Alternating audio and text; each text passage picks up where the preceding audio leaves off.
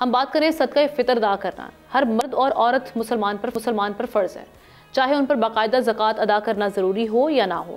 اگر کوئی شخص زکوٰۃ کا ذمہ دار ہے تو اسے فطرانہ ادا کرنا ہوگا۔ رمضان کے اختتام پر مسلمان صدقہ فطر ادا کرتے ہیں اور ہر سال کی شرح کے حساب سے شرعیہ بورڈ اور علماء کرام اس رقم کی مقدار مقرر کرتے ہیں۔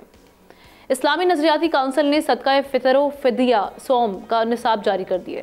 چیئرمین اسلامی نظریاتی کونسل ڈاکٹر راغب حسین نے بتایا کہ رواں سال صدقہ فطر و فدیہ صوم کم از کم 220 روپے فی کس ادا کیا جائے۔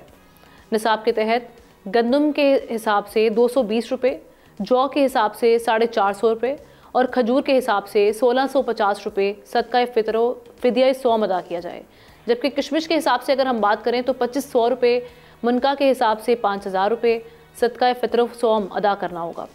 چیئرمین اسلامی نظریاتی کونسل نے کہا کہ مخیر حضرات مالی حیثیت کے